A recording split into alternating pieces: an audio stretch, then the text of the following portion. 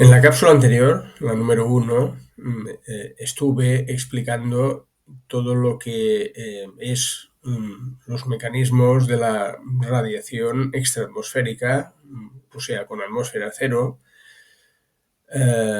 algunas definiciones, algunos conceptos, pero sin contar con la capa atmosférica que cubre, que envuelve la Tierra y la que nos da la vida.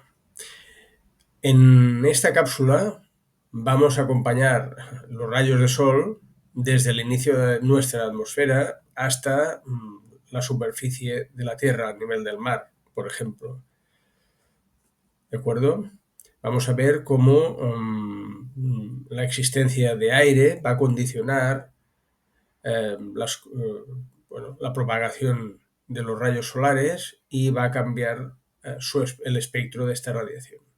Con todo lo dicho hasta ahora, tenemos que al principio de la atmósfera había el 100% de la radiación en un camino directo, toda, y esto era la constante solar, pero al ir atravesando las diferentes capas de esta atmósfera, se ha ido perdiendo el 18% por absorción y el 10% por dispersión. En total, el 28% se ha perdido. Ha salido de una manera u otra de este camino directo.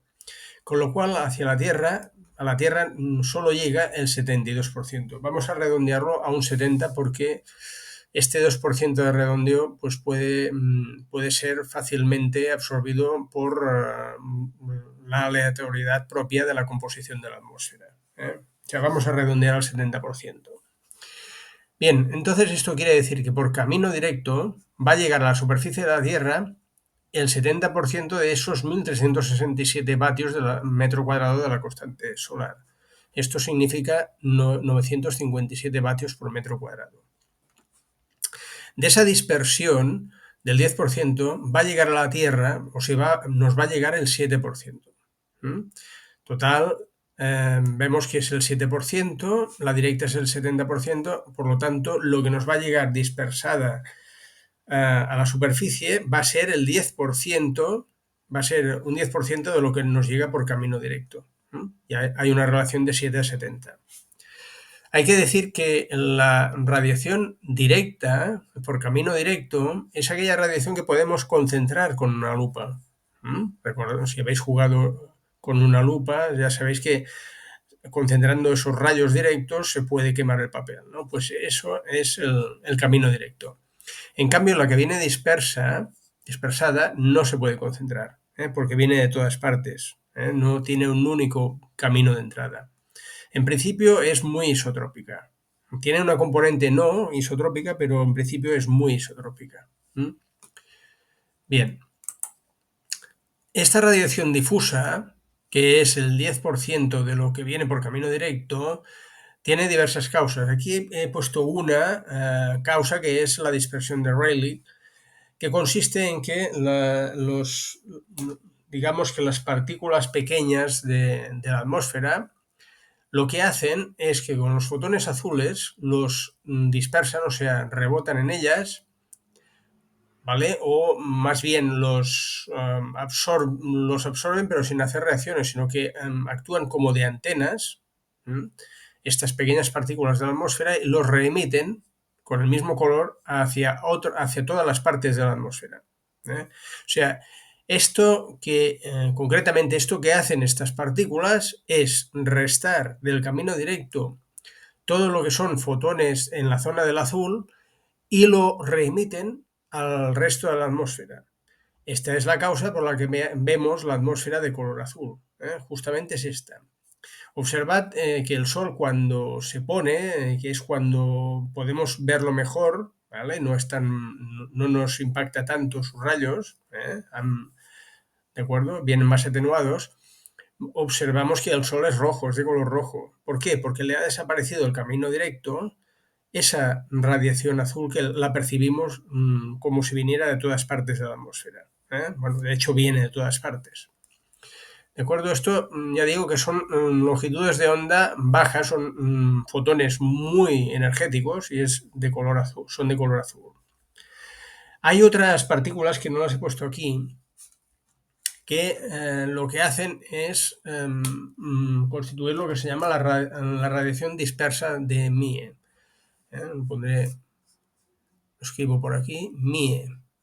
Son partículas más grandes y lo que hacen es dispersar fotones de todos los colores. Esto nos explica, por ejemplo, por qué las nubes las vemos blancas. Resulta que las nubes presentan este tipo de dispersión, o sea, realizan este tipo de dispersión y entonces lo que vemos en las nubes es que nos están emitiendo en todas las longitudes de onda la radiación que están dispersando y las vemos de color blanco, blanco grisáceo. Esta es la radiación que se llama de Mie y es provocada por las partículas más gruesas. Por ejemplo, pues el vapor de agua de las nubes.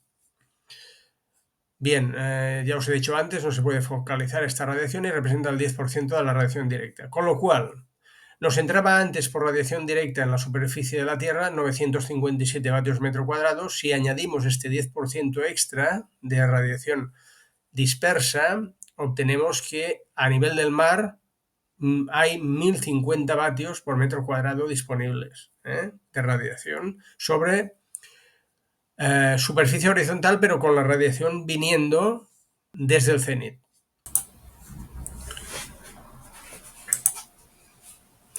El valor de la irradiancia de 1050 vatios por metro cuadrado ha sido estimado suponiendo que los rayos solares entran verticalmente en la atmósfera. Sin embargo, en la situación más habitual, sobre todo en las regiones templadas, el Sol no está sobre la vertical del colector solar. Puesto que la propagación de los rayos solares en la atmósfera depende de la cantidad de partículas que estos encuentren a lo largo de su camino hacia el colector, se deduce que la cantidad de radiación incidente depende estrechamente de la masa de aire atravesada. Bien, pues todo esto confluye en el concepto de masa de aire, o Air Mass en inglés. Sus siglas son AM. Definimos el concepto de masa de aire como la longitud de la trayectoria de un rayo solar en la atmósfera de la Tierra relativa a la que éste tendría con el Sol en el cenit. Es muy sencillo. Es un concepto meramente geométrico. Vamos a suponer que la masa, que la atmósfera es uniforme en toda su extensión, desde estos 40 kilómetros que dije antes, y vamos a definir una masa de aire de referencia, que es la que atraviesan los rayos del Sol cuando éste está en el cenit nuestro. A esta masa de aire le vamos a asignar un valor de 1. ¿De acuerdo? No vamos, el concepto de masa de aire es un poquito engañoso porque no es una masa lo que estamos definiendo, sino que es una medida relativa del recorrido de los rayos de Sol. ¿De acuerdo? Pero se llama masa de aire.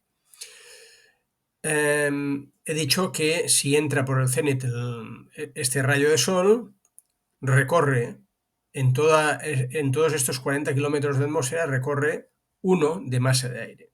Bien, si entra por cualquier otro lugar, por lo tanto, con una cierta inclinación respecto del cenit,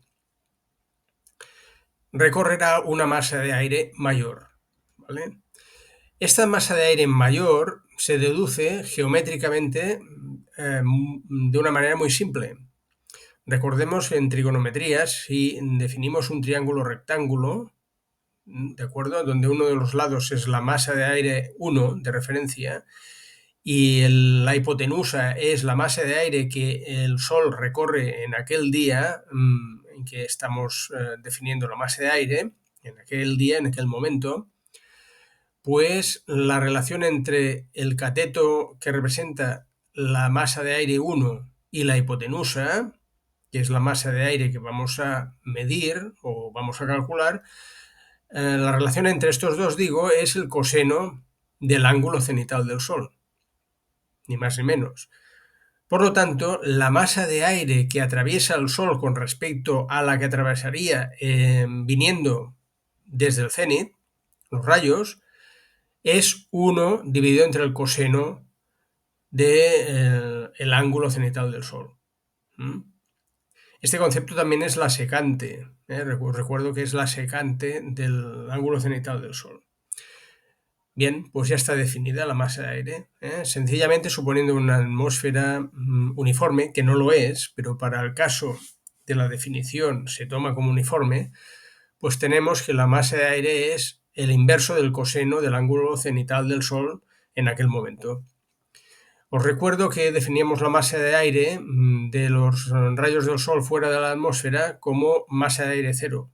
Tiene su lógica, porque aquí sí que podemos hablar de un concepto de masa, ¿no? No atravesamos aire, o sea, los rayos del Sol no atraviesan aire, por lo tanto la masa de aire es cero en estas circunstancias. ¿Qué efectos tiene todo lo visto hasta ahora, desde que el rayo de sol entra en las capas más activas de la atmósfera hasta llegar a la superficie terrestre? Bien, recordemos que el espectro antes de la atmósfera, en la alta atmósfera, eh, tenía una forma más o menos suave, con un pico máximo debido a la temperatura del Sol, a la temperatura a que ha sido irradiado este espectro en origen. Teóricamente es un espectro como el que muestra la línea azul, ese espectro antes de atravesar la atmósfera. En la realidad, el espectro medido sigue esta forma amarilla, de contenido amarillo, pero más o menos es lo mismo. Ya sabemos que la física tiene unas leyes ideales y luego, pues, la realidad, de alguna manera, las deforma un poco. Bien, pero más o menos se mantiene en un espectro suave, con cierta suavidad, atenuado respecto al que ha salido del Sol, pero igual, en forma igual, al primigenio.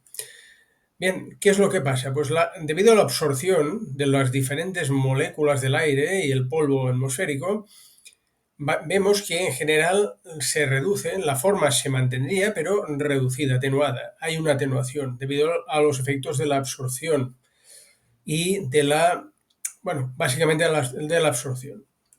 Luego, hay unas zonas en las que la absorción es mucho más clara que en otras, ¿eh? En general es absorbido, como he dicho antes, pero hay regiones del espectro, longitudes de onda, que son sensiblemente mucho más absorbidas que otras.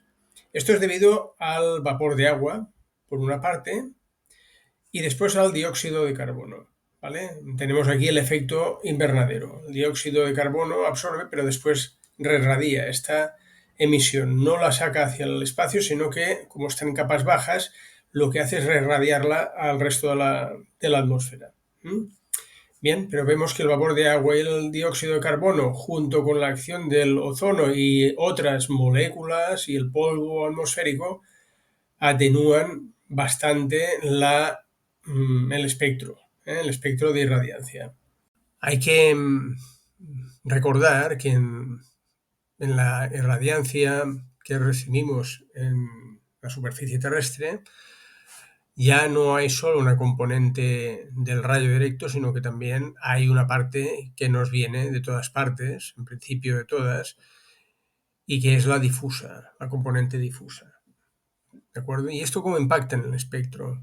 Pues podemos ver en color rojo en esta figura cómo lo que se llama irradiancia global tiene un espectro, el típico espectro de irradiancia en la superficie terrestre, con sus zonas de absorción que han estado limadas, digamos, del espectro original por las diferentes moléculas y partículas en suspensión de la atmósfera. Y luego vemos que aquí pone un espectro en color azul llamado directo, es el rayo directo.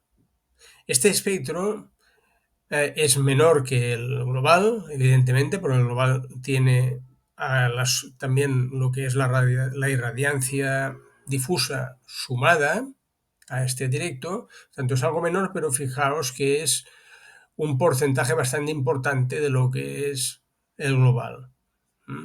El resto, hasta llegar al global, es ese 10% de más que hay que añadir a la irradiancia directa para tener la irradiancia global. Entonces, la irradiancia total, la global, la vamos a simbolizar ahora, bueno, ya lo hacíamos antes, por la letra G, pero esta letra G tenemos que pensar que es la suma de una irradiancia por camino directo, que la llamaremos B, y otra que es difusa, la llamaremos S. ¿Por qué la llamamos B? Sencillamente porque estamos siempre con la denominación inglesa. Beam es rayo de sol, entre otras cosas. Tiene varios significados, pero uno de ellos es rayo. Y por eso se la denomina con la letra B. Y S proviene de la palabra inglesa scattered. Scattered quiere decir dispersada. También se le conoce como irradiancia difusa. ¿De acuerdo? Esto es básicamente la composición de la irradiancia que percibimos en la superficie terrestre. Llegados a este punto, cabe preguntarse, bueno, si resulta que vemos que la atmósfera interviene decisivamente en la forma del espectro que obtenemos en la superficie de la Tierra, y por lo tanto la cantidad de aire que atraviesan los rayos de sol definen ese espectro, cabe preguntarse bajo qué masa de aire se ha obtenido el espectro que se muestra, que nos has mostrado.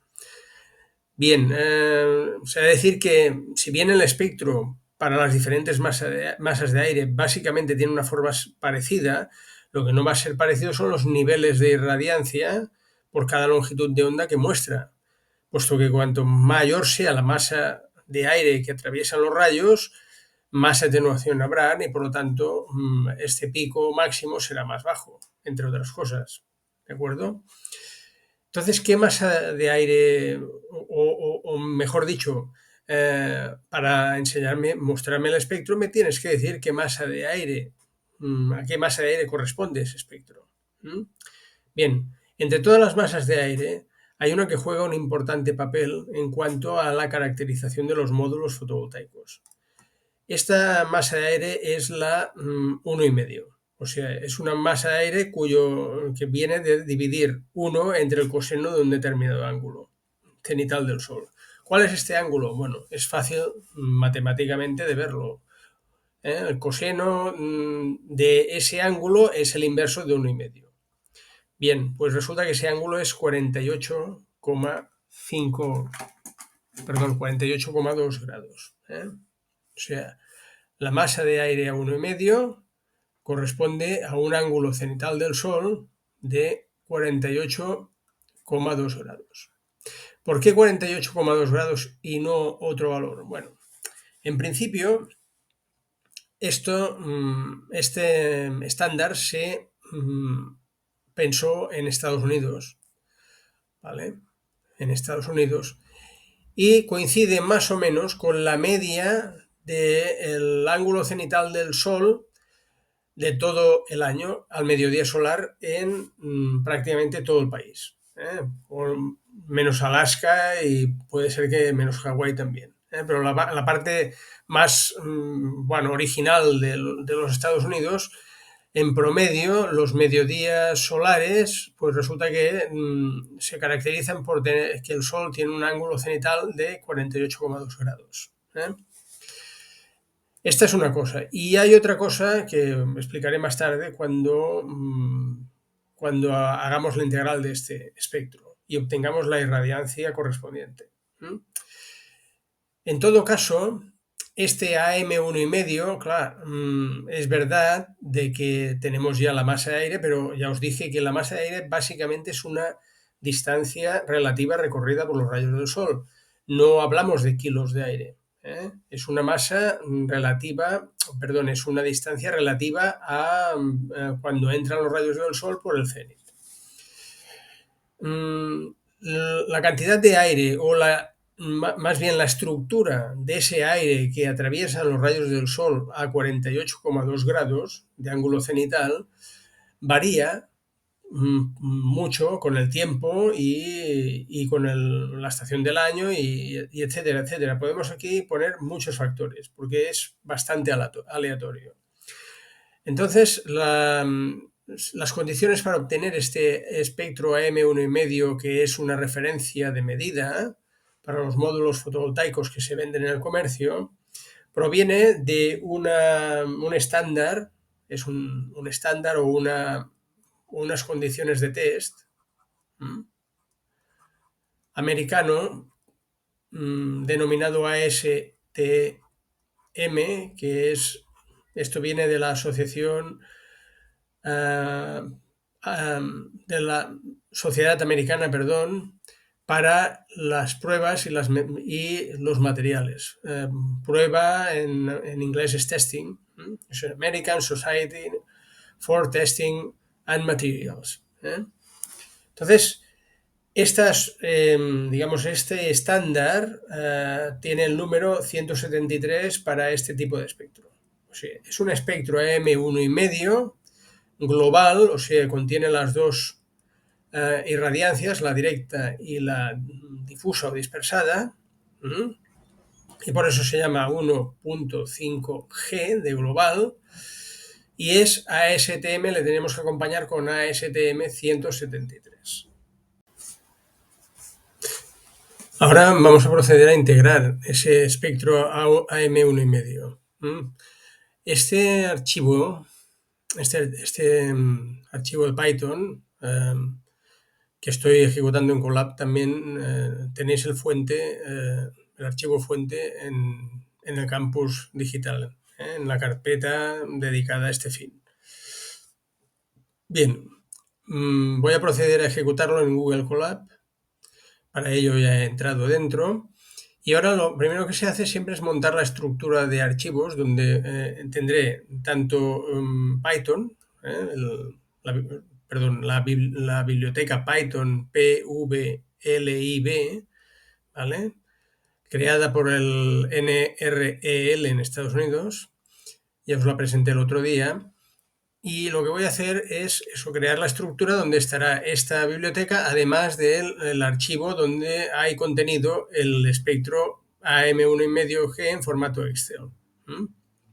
Este es el ASTM 173, es el estándar. Bien, primero procedo a generar el árbol de archivos, el directorio de ejecución del programa. Toma su tiempo porque está siendo ejecutado en un servidor. Tengo que dar permiso. Bueno, pues le doy el permiso con mi cuenta de la UPC. Le doy el permiso para que acceda a mi Drive, porque al final esto va a ser, le estamos dando el permiso para que vaya al Drive a recoger estos archivos y monte su árbol, su directorio. Vemos aquí cómo se ha montado ya, ¿vale?, las carpetas donde irá a buscar información. Concretamente es My Drive, ¿vale? Y aquí lo que tengo pues es la librería pvlib y aparte, ahora no sé dónde ubiqué estos archivos, pero están por aquí, están en una de estas carpetas. Aquí, los espectros solares, ¿de acuerdo? Y en concreto es esta, la M1,5. Bien, pues cierro. Ya tengo montado por lo tanto la estructura de archivos y ahora lo que hago es importar, digamos, los accesorios de Python o las librerías de Python que contienen las aplicaciones de Python necesarias para manejar, por ejemplo, los archivos Excel, que es Pandas. Preparo el data frame, o sea, el campo de datos donde va a trabajar. O sea, este campo de datos contiene las longitudes de onda del espectro, además del valor, el nivel de irradiancia de cada longitud de onda. importo la librería para representación gráfica de Python, ejecuto las aplicaciones necesarias para hacer una presentación en pantalla de este espectro, AM1,5 global, ASTM173, y ahora lo que haré, veis que es el mismo que os he enseñado antes, y ahora lo que haré es integrarlo. Importaré la librería científica para hacer cálculo científico de Python, es el SciPy, y elimino todo lo que no sea numérico de los archivos, integro trapezoidalmente. Integro lo que es el espectro con las longitudes de onda, con la columna de longitudes de onda definidas en el archivo Excel. Integro y bueno, sale este valor. Básicamente 1000 vatios metro cuadrado. Para finalizar, explico lo que se define como condiciones estándar de medida. Son aquellas condiciones en las que se miden los módulos para realizar las hojas de datos, para rellenar las hojas de datos correspondientes a esos módulos. Bien, las condiciones estándar de medida, abreviadamente CEM, o también las encontraréis muy usualmente con sus iniciales en inglés, que son las Standard Test Conditions, condiciones estándar de medida, ¿vale? Pues se utilizan, para lo que he dicho, para caracterizar células y paneles en aplicaciones terrestres. Hay que tener muy en cuenta esto. Estas son aplicaciones terrestres. ¿Por qué? Porque se caracterizan por utilizar, o sí, por tener irradiancias, mejor dicho, con espectro terrestre, con esas absorciones, ¿de acuerdo? Esa atenuación característica de la irradiancia en la superficie de la Tierra, una vez atravesada la atmósfera. Si se trata de módulos para aplicaciones espaciales, por ejemplo los satélites, se utilizan las condiciones de medida con AM0. Bueno, se utilizan otras condiciones de medida, también de temperatura. Bueno, entonces lo que tenemos es, se tiene que hacer incidir con incidencia normal los rayos directos que nos vienen al plano de captación. Una irradiancia global de 1000 vatios metro cuadrado, que es la integración del espectro AM1,5G 173. Y, muy importante, la temperatura de trabajo de la célula es de 25 grados centígrados. Entonces, esta temperatura de trabajo de célula o de panel está muy en controversia porque, claro, los paneles, cuando reciben una irradiancia de 1000 vatios metro cuadrado durante un ratito, ni por asomo trabajan a 25 grados centígrados, sino que llegan a temperaturas fácilmente de 60 grados. Entonces, ¿qué es lo que se hace en los laboratorios? Porque, claro, cuando se caracterizan los módulos o las células, no se pone en una terraza y el equipo de medida está tomando las medidas ahí a la intemperie, sino que se realizan estas medidas en salas ya preparadas para este tipo de actividad. Estas salas utilizan lámparas, como claro, esto es interior, pues se tiene que utilizar luz artificial. Entonces se utilizan lámparas de xenón o también halógenas y se hace un test denominado de flash para evitar que las células se calienten a más de 25 grados. O sea, se tiene que asegurar muy bien de que las células del panel están trabajando a 25 grados centígrados. Esto es muy importante para cumplir todas las condiciones estándar del test. Por eso las pruebas que se utilizan son de tipo flash. O sea, se encienden durante muy poco tiempo, un intervalo de tiempo muy pequeño, las luces irradiando a 1000 vatios por metro cuadrado. O sea, es un equipo bastante sofisticado y costoso. Bien, pues estas lámparas, aparte de hacer la luz de tipo flash, tienen que cumplir también con el espectro característico a M1,5 G a STM 173. Bueno, en definitiva, todas estas son las condiciones estándar de medida. Recordemos, incidencia normal sobre el plano de captación, irradiancia global de 1000 vatios metro cuadrado, temperatura de trabajo de la célula 25 grados centígrados y espectro AM1,5G a STM 173.